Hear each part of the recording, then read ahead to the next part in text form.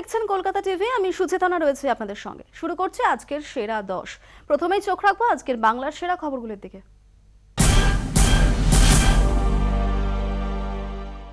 সকাল থেকেই কলকাতায় ঝেঁপে বৃষ্টি নামে, সঙ্গে দমকা হাওয়া, স্থানীয়ভাবে বজ্রগর্ভ মেঘের সঞ্চারে সোমবার কলকাতা জুড়ে বৃষ্টি হয়। বৃষ্টির ফলে নাস্তানাবুদ হতে হয় অফিসমুখী যাত্রীদের। সকালে আকাশ পরিষ্কার থাকলেও হঠাৎই কালো মেঘ করে বৃষ্টি নামে। কলকাতা সহ বিভিন্ন এলাকায় হালকা থেকে মাঝারি বৃষ্টি হয়। তবে এদিনের বৃষ্টি অশনির জেরে নয়, অশনের প্রভাবে বৃষ্টি শুরু হবে মঙ্গলবার থেকে, এমনটাই জানাচ্ছে হাওয়া অফিস।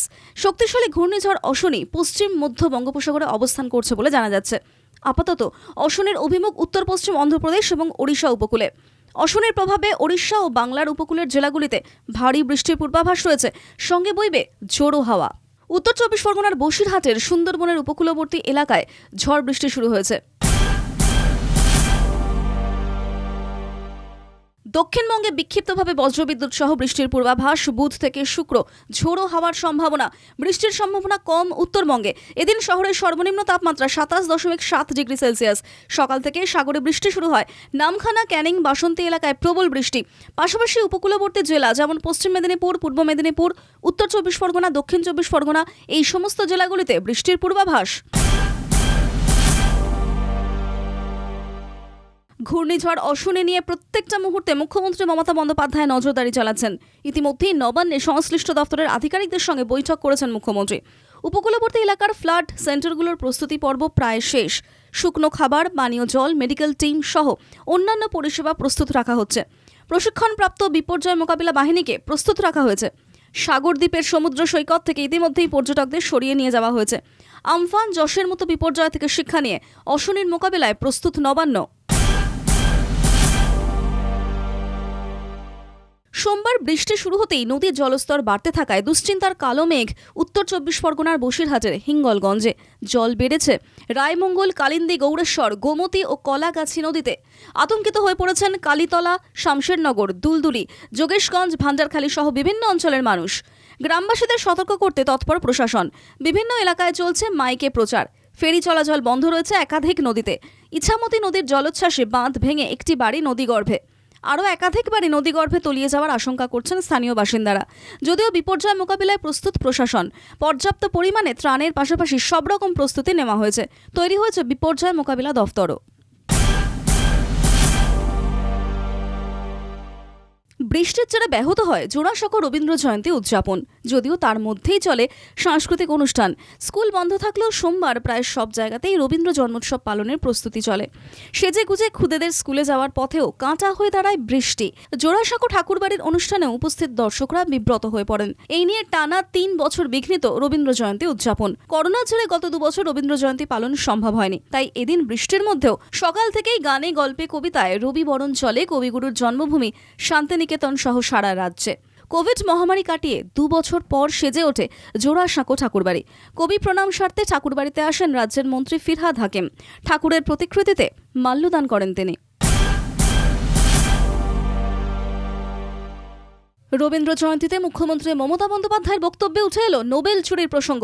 সোমবার ক্যাথেড্রাল রোডের রবীন্দ্রনাথের 162তম জন্মজয়ন্তী অনুষ্ঠানে মুখ্যমন্ত্রী বলেন, এখনো আমার দুঃখ হয় ওনার নোবেল প্রাইজটি উদ্ধার করা যায়নি। এদিন অনুষ্ঠান মঞ্চ থেকে নাম না করে বিজেপিকে খোঁচা দিয়ে মুখ্যমন্ত্রী বলেন, বিভেদকামী শক্তির বিরুদ্ধে রবীন্দ্রনাথের গানই আমাদের ভরসা। নোবেল চুরি যাওয়ার এত বছর পরেও মুখ্যমন্ত্রীর গলায় আফসোস ঝরে পড়ল। সিবিআই এর নোবেল তদন্ত ক্লোজ করে দেওয়াটা যে আজও তিনি মেনে নিতে পারেননি, সেই আক্ষেপও আজ স্পষ্ট বোঝা গেল মুখ্যমন্ত্রীর বক্তব্যে। রাজ্যের কৃষকদের হাতে ফের কৃষক রত্ন সম্মান তুলে দেবেন মুখ্যমন্ত্রী মমতা বন্দ্যোপাধ্যায়। ব্লক ভিত্তিক একজন করে কৃষককে এই সম্মান দেওয়া হবে। আগামী 17ই মে কৃষক রত্নে সম্মানিত করা হবে কৃষকদের। পশ্চিম মেদিনীপুরের প্রশাসনিক বৈঠক থেকে এই সম্মান প্রদান করবেন মুখ্যমন্ত্রী। এদিন 10,000 টাকার চেক তুলে দেওয়া হবে রাজ্যের কৃষকদের হাতে। পাশাপাশি একটি সম্মানপত্রও দেওয়া হবে তাঁদের। মানুষের জীবনে কৃষকদের অবদানকে স্বীকৃতি দিতেই এই সম্মান। 342 জনকে এদিন সম্মানিত করা হবে। চাকরি দেওয়ার নাম করে প্রতারণার অভিযোগ মন্ত্রী হুমায়ুন কবিরের বিরুদ্ধে। চাকরির নাম করে পশ্চিম মেদিনীপুরের এক তরুণীর কাছ থেকে 2 লক্ষ টাকা নিয়ে পরিচারিকার কাজ করিয়েছেন বলে অভিযোগ তাঁর বিরুদ্ধে। জানা গিয়েছে, অভিযোগ তোলার জন্য তরুণীকে নাকি চাপও দিয়েছেন হুমায়ুন।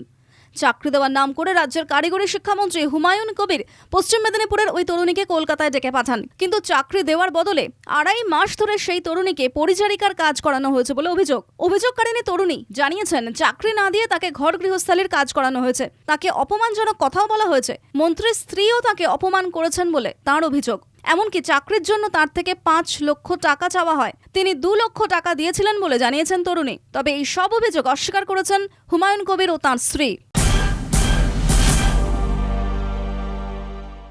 আরও বিপাকে বালিগঞ্জের তৃণমূল বিধায়ক বাবুল সুপ্রিয়।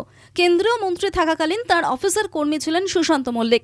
সেই সুশান্ত মল্লিকের বিরুদ্ধে ঘুষ নেওয়ার অভিযোগ সিবিআইয়ের। 2016-17 বর্ষে ভারী শিল্প ও পাবলিক এন্টারপ্রাইজে 40 লক্ষ টাকা কেলেঙ্কারির অভিযোগ। 40 লক্ষের মধ্যে 5 লক্ষ টাকা 2016 সালে সুশান্তের ব্যাংক অ্যাকাউন্টে ঢুকেছিল বলে অভিযোগ।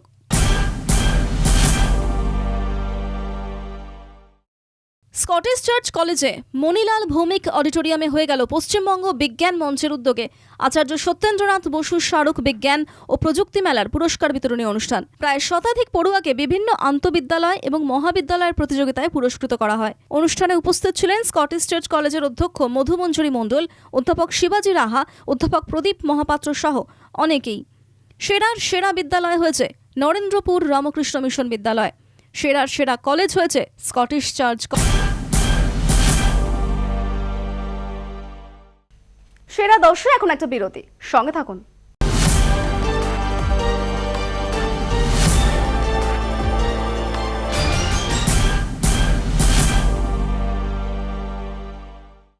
ফিরে এলাম বিরতির পর, আর এখন নজর রাখবো আজকের দেশের সেরা খবরগুলির দিকে। শাহিনবাগে দিল্লি পুরসভার উচ্ছেদ অভিযান নিয়ে হস্তক্ষেপে রাজি নয় সুপ্রিম কোর্ট। এদিন শীর্ষ আদালতে দ্বারস্থ হন সিপিএম সমর্থক বেশ কয়েকজন আইনজীবী, কিন্তু আদালত জানিয়ে দেয় যারা ভুক্তভোগী তাদের তরফে কোনো আবেদন না আসায় হস্তক্ষেপ করা সম্ভব নয়। দিল্লির কয়েক হাজার কলোনি এলাকার মধ্যে প্রথম উচ্ছেদ অভিযানের চেষ্টা হয়েছিল জাহাঙ্গীরপুরায়। আদালতের নির্দেশে সেই অভিযান স্থগিত রাখার পরে এবার লক্ষ্য শাহিনবাগ। ঘটনাচক্রে 2টি সংখ্যালঘু অধ্যুষিত কলোনি, আর এই প্রশ্নে গেরুয়া শিবিরের দিকে আঙুল তুলছেন বিরোধীরা। অবশ্য সোমবারের ওই অভিযান শুরু হওয়ার আগেই সুপ্রিম কোর্টে দ্বারস্থ হন সিপিএমের বেশ কয়েকজন আইনজীবী, কিন্তু আদালত হস্তক্ষেপে রাজি না হওয়ায় আবেদন তুলে নেন তারা।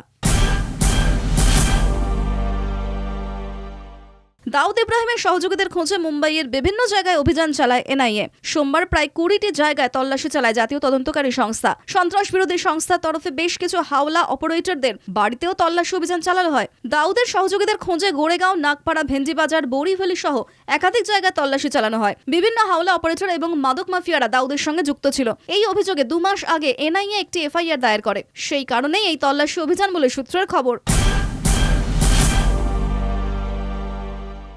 ফের বিরোধীদের নিশানায় যোগী রাজ্য। এবার অশ্লীল নাচের ভিডিও ভাইরাল উত্তরপ্রদেশের প্রয়াগরাজে।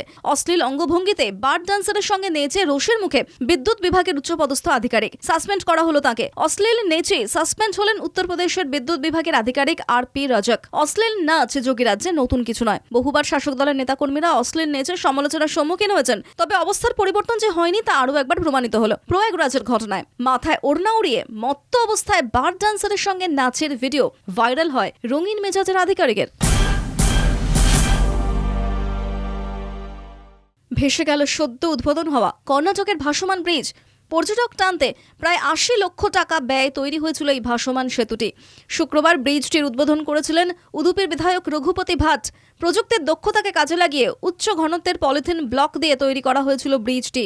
ভাসমান সেতুর উপর দাঁড়িয়ে ঢেউয়ের আনন্দ উপভোগ করতে প্রতিদিনই ভিড় জমাচ্ছিলেন পর্যটকরা। সেতুর ভিডিও টুইটারে পোস্ট হওয়া মাত্রই ভাইরাল হয়ে যায়। সারা দেশের মানুষের কাছে বাড়তি আকর্ষণ হয়ে উঠবে এই ভাসমান ব্রিজ, এমনটাই আশা করেছিল কর্ণাটক প্রশাসন। উদ্বোধনের কয়েকদিনের মধ্যেই ব্রিজটি ভেঙে পড়ায় ফের একবার প্রশ্নের মুখে বিজেপি শাসিত রাজ্যের নির্মাণ ব্যবস্থা।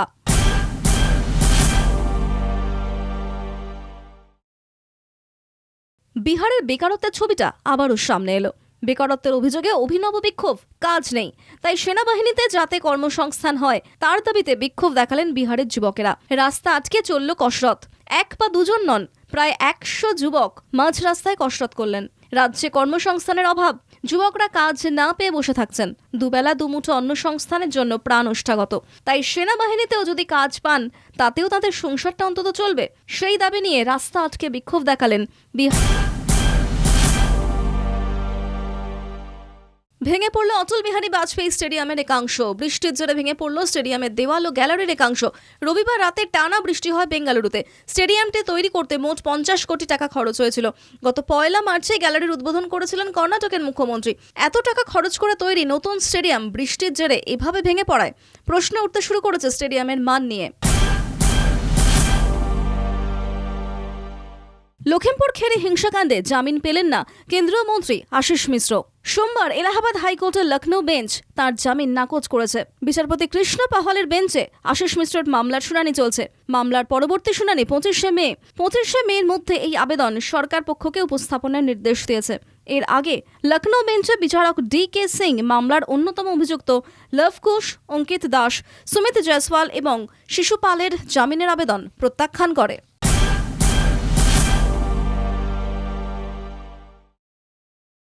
দেশে সামান্য কমল করোনা সংক্রমণ। সোমবার দেশের করোনা আক্রান্তের সংখ্যা নিম্নমুখী, কমেছে মৃত্যুর সংখ্যাও, সামান্য কমেছে অ্যাক্টিভ কেসও। স্বাস্থ্য মন্ত্রকের পরিসংখ্যান অনুযায়ী দেশে গত 24 ঘন্টায় নতুন করে করোনা আক্রান্ত হয়েছেন 3207 জন।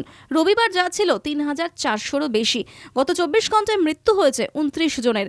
দেশে এখনো পর্যন্ত মোট মৃতের সংখ্যা 5,24,093 জন। গত 24 ঘন্টায় সুস্থ হয়ে বাড়ি ফিরেছেন 3410 জন। দেশে সুস্থতার হার 98.। ডলারের তুলনায় আবারও দাম পড়ল টাকার। উদ্বেগের ছায়া দেশের আন্তর্জাতিক বাণিজ্যে।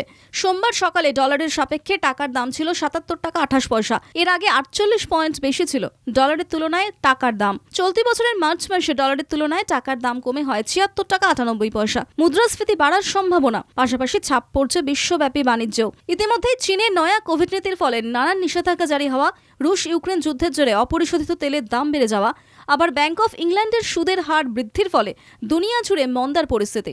বিশ্লেষণ আর্থিক বিশেষজ্ঞদের।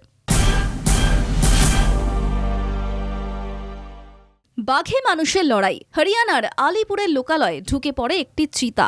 সেই চিতাকে নিয়েই বিশাল কাণ্ড।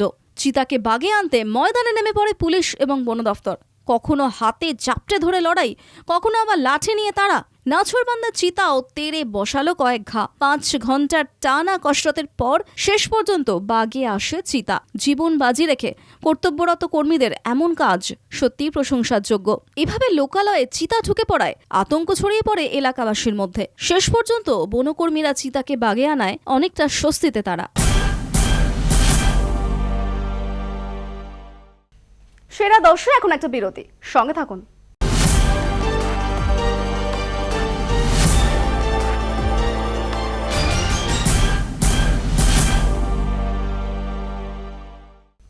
ফিরে এলাম বিরতির পর।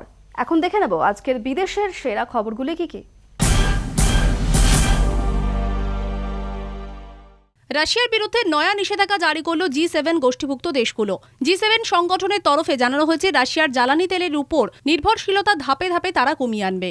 ইউক্রেনের চলমান সংঘাত নিয়ে একটি বৈঠকে বসেছিলেন G7 এর নেতারা। সেখানেই নিষেধাজ্ঞা আরোপের বিষয়ে তারা একমত হয়েছেন। অন্যদিকে রুশ প্রতিষ্ঠান গ্যাজপ্রম ব্যাংকের ব্যবসার ক্ষেত্রে নিষেধাজ্ঞা আরোপ করেছে আমেরিকা। এই G7 সংগঠনের মধ্যে রয়েছে Canada, Japan, France, Germany, Italy, Britain এবং আমেরিকা। বৈঠক চলাকালীন সেখানে ইউক্রেনের প্রেসিডেন্ট ভলোদিমির জেলেনস্কিকেও অন্তর্ভুক্ত করা হয়। বৈঠকের পর একটি যৌথ বিবৃতি দিয়েছে G7 সংগঠন। তাতে বলা হয়েছে রুশ জ্বালানির উপর থেকে ধাপে ধাপে বেরিয়ে আসার পথ খুঁজছে এই সংগঠন। সেই লক্ষ্যে সকলে একসঙ্গে কাজ করবে।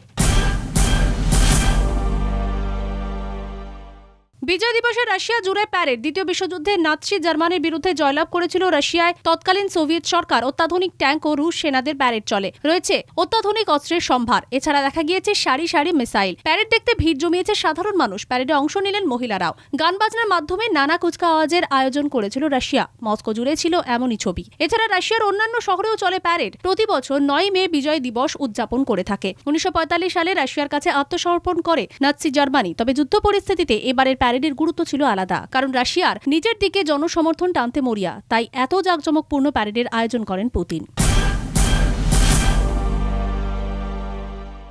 রুশ প্রেসিডেন্ট ভ্লাদিমির পুতিনকে নিয়ে চাঞ্চল্যকর অভিযোগ করলেন সিআইএ প্রধান ইউলিয়াম বার্নার্স। সিআইএ প্রধানের মতে হারতে নারাজ পুতিন, জেলেনস্কি বাহিনীর প্রতিরোধের মুখে পড়েও মনোবল খোয়াতে নারাজ রুশ প্রেসিডেন্ট। পাশাপাশি তার দাবি রাশিয়া এখনই পারমাণবিক অস্ত্র ব্যবহার করবে না। রুশ সেনারা কিভ দখল করতে ব্যর্থ হয়েছে, তাই এখন ডনবাস দখল করতে মরিয়া হয়ে উঠেছেন তারা। তাই এত কিছু করার পর রুশ পদাতিক বাহিনী যে কখনো হারতে পারে তা মানতে নারাজ পুতিন। চাঞ্চল্যকর এই অভিযোগ করেছেন মার্কিন গোয়েন্দা সংস্থার পরিচালক উইলিয়াম বার্নস। এই যুদ্ধ থামানোর কোনো ইচ্ছা নেই রুশ প্রেসিডেন্টের। রাশিয়ায় মার্কিন যুক্তরাষ্ট্রের দূত হিসেবে দীর্ঘদিন কাজ করেছেন বার্নার্স, তাই পুতিনের কৌশল সম্পর্কে কিছুটা হলেও তিনি অবগত বলে তার দাবি।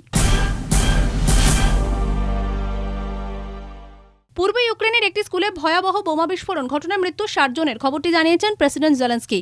লুহান্স্কের গভর্নর জানিয়েছেন ওই স্কুলে 90 জন আশ্রয় নিয়েছিলেন, তাদের মধ্যে 30 জনকে উদ্ধার করা হয়েছে। গভর্নর বলেন রুশ যুদ্ধ বিমান থেকে বোমা ফেলা হয়, তবে রাশিয়া এ বিষয়ে কোনো মন্তব্য করেনি। লুহান্সকে ইউক্রেনের বাহিনীরা ঘিরে ফেলার চেষ্টা করছে রুশ বাহিনী ও বিচ্ছিন্নতাবাদীরা। চলছে ভয়াবহ সংঘর্ষ ও গোলাগুলি বর্ষণ। বেশ কয়েকটি বহুতল গুড়িয়ে দেওয়া হয়েছে, আগুন লেগেছে বাড়িগুলিতে। এই ঘটনায় যদিও হতাহতের খবর জানা যায়নি, তবে স্কুলে রুশ হামলার জেরে নিন্দার ঝড়। রাশিয়াকে তীব্র আক্রমণ পশ্চিমের দেশগুলির। ঘটনায় শোক প্রকাশ করেছেন রাষ্ট্রপুঞ্জ প্রধান অ্যান্তনিও গুতেরেস। জল্পনা শুরু হয়েছিল বাইডেন যেতে পারেন ইউক্রেন সফরে। হোয়াইট হাউস নিশ্চিত করে না বলতে পারলেও বাইডেনের সফর নিয়ে মন্তব্য করে জল্পনা জিইয়ে রাখে ওয়াশিংটন।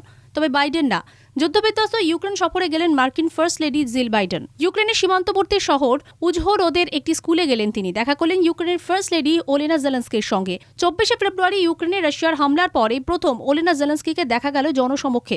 যে স্কুলে জেলেনস্কি ও জিল দেখা করেন সেই স্কুলে গৃহহীনদের আশ্রয়স্থল। দুই ফার্স্ট লেডি স্কুলে বসবাসকারী শিশুদের সঙ্গে দেখা করেন, তাদের সঙ্গে খেলা করতেও দেখা যায় তাদের। টিস্যু পেপার দিয়ে ভালুক বানায় তারা। এই ভালুক স্থানীয় ঐতিহ্যের প্রতীক। মার্কিন ফার্স্ট লেডি বলেন ইউক্রেনের মানুষের পাশে আছে আমেরিকা। ইউক্রেনে রুশ হামলাকে নৃশংস বলে উল্লেখ জিলের। তিনি অবিলম্বে যুদ্ধ বন্ধ করার আহ্বান জানান। যুদ্ধের আবহে ইউক্রেন সফরে কানাডার প্রধানমন্ত্রী জাস্টিন ট্রুডো রাজধানী কিভে পৌঁছানোর পর তিনি বৈঠক করেন ইউক্রেনের প্রেসিডেন্ট ভলোদিমির জেলেনস্কির সঙ্গে। বৈঠক শেষে ট্রুডো জানিয়েছেন রাশিয়াকে রুখতে আরও অস্ত্র সরবরাহ করবে কানাডা। 24 ফেব্রুয়ারি থেকে লাগাতার ইউক্রেনের মাটি লক্ষ্য করে হামলা চালাচ্ছে রাশিয়া। সেই পরিস্থিতিতে ইউক্রেনকে সামরিক সাহায্য পাঠাচ্ছে আমেরিকা সহ পশ্চিমী শক্তিধর দেশগুলো। শুধু তাই নয়, এই আবহে একের পর এক পশ্চিমের নেতারা ইউক্রেন সফর করেছেন। এবার সেই তালিকায় নতুন সংযোজন জাস্টিন ট্রুডো।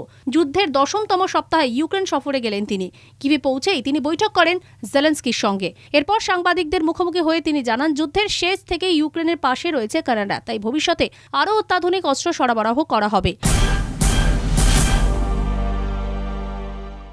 শ্রীলঙ্কায় গণরোষের মুখে পড়ে মৃত্যু হলো এক শাসক দলের এমপির। সোমবার বিকেলে মহিন্দ্রা রাজাপাকসের ইস্তফার পর তার সমর্থকদের বিক্ষোভের মুখে পড়েছিলেন তিনি। বিক্ষোভকারীদের হঠাৎ তাদের লক্ষ্য করে গুলি চালানোর ঘণ্টাখানেক পরেই তার মৃতদেহ পাওয়া যায় বিক্ষোভস্থল থেকে। শ্রীলঙ্কার ওই আইনসভার সদস্যের নাম অমরকীর্তি আতুকোহালা। তিনি দেশের প্রাক্তন প্রধানমন্ত্রী রাজাপাকসেরই দলের সদস্য। সোমবার রাজাপাকসে আচমকাই তার ইস্তফার কথা ঘোষণা করার পর তার সমর্থকেরা বিক্ষোভ দেখাতে অস্ত্র নিয়ে পথে নামেন। নিত্তাম্বুয়ায় তাঁর গাড়ি আটকে বিক্ষোভ দেখাতে থাকেন বিক্ষোভকারীরা। সূত্রের খবর, গাড়ি আটকে যাওয়ায় ক্ষিপ্ত অমরকীর্তি বিক্ষোভকারীদের লক্ষ্য করে গুলি চালিয়েছিলেন। তার কিছুক্ষণ পরেই তাঁকে কাছেই একটি বাড়িতে আশ্রয় খুঁজতে দেখা যায়। পরে সেখানেই পাওয়া যায় তাঁর প্রাণহীন। উত্তাল পরিস্থিতি শ্রীলঙ্কার, সেই খবর দিকে আমরা আবারও নজর রাখছি। গত প্রায় 1 মাস ধরে সেখানে তীব্র গণবিক্ষোভ চলছে, সেই ছবি দেখতে পাচ্ছেন কলকাতা টিভির পর্দায়। এবং প্রধানমন্ত্রী মহিন্দ্রা রাজাপাকসের পদত্যাগের দাবিতে তীব্র বিক্ষোভে ফেটে পড়েন সেখানকার মানুষ। গত 1 মাস ধরে সেখানকার পরিস্থিতি টালমাটাল। দেশের আর্থসামাজিক পরিস্থিতি একেবারেই তলানিতে এসে ঠেকেছে। আর্থিক পরিস্থিতি খারাপ দেশে, এবং এছাড়াও একাধিক সমস্যায় জর্জরিত এই মুহূর্তে শ্রীলঙ্কা। এবং এরই তীব্র প্রতিবাদে কিন্তু বিক্ষোভ চলছে প্রায় গত 1 মাস ধরে। এবং শেষ পর্যন্ত জানা গিয়েছে গতকাল প্রধানমন্ত্রী মহিন্দ্রা রাজাপাকসে পদত্যাগের সিদ্ধান্ত নিয়েছেন, এমনটাও জানা গিয়েছে সর্বশেষ আপডেট অনুযায়ী। এবং জানা গিয়েছে গোতাবায়া রাজাপাকসের অনুরোধেই তিনি এই সিদ্ধান্তে এসেছেন। এবং দেখা যাচ্ছে তীব্র বিক্ষোভ চলছে শ্রীলঙ্কায়। শ্রীলঙ্কার মাটি উত্তাল হয়ে উঠেছে এবং বিক্ষোভকারীদের প্রশমিত করার জন্য কাঁদানে গ্যাসের শেল ছুটতে হয়েছে পুলিশকে। দেখতে পাচ্ছেন সেই ছবি। বিক্ষোভকারীদের দমন করার চেষ্টা চালাচ্ছে শ্রীলঙ্কার পুলিশ। পুলিশ বাহিনী গুলিও চালিয়েছে, এমনকি কাঁদানে গ্যাসও ছোড়া হয়েছে, এমনটাও কিন্তু অভিযোগ। এবং ইতিমধ্যেই এই সংঘর্ষের জেরে শ্রীলঙ্কার একজন এমপি প্রাণ হারিয়েছেন ইতিমধ্যেই, এবং একাধিক এমপির বাড়িতে আগুন ধরিয়ে দেওয়া হয়েছে, জ্বালিয়ে দেওয়া হয়েছে একাধিক এমপির বাড়ি। একজন এমপি প্রাণ হারিয়েছেন এই সংঘর্ষের জেরে।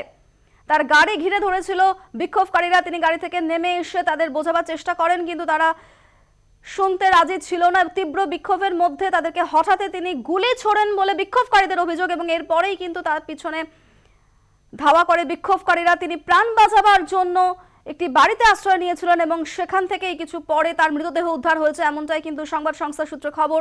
এবং জানতে পারা যাচ্ছে এই মুহূর্তে শ্রীলঙ্কার পরিস্থিতি উত্তাল, তীব্র গণবিক্ষোভে ফেটে পড়েছে শ্রীলঙ্কা। সেই ছবি দেখতে পাচ্ছেন। আর্থিক সমস্যা সহ একাধিক সমস্যায় জর্জরিত দেশ এবং বিক্ষুব্ধ সেখানকার মানুষ। মাসখানেক ধরে সেখানে তীব্র বিক্ষোভ চলছে, সরকার বিরোধী বিক্ষোভ চলছে এবং উত্তাল শ্রীলঙ্কার মাঝে।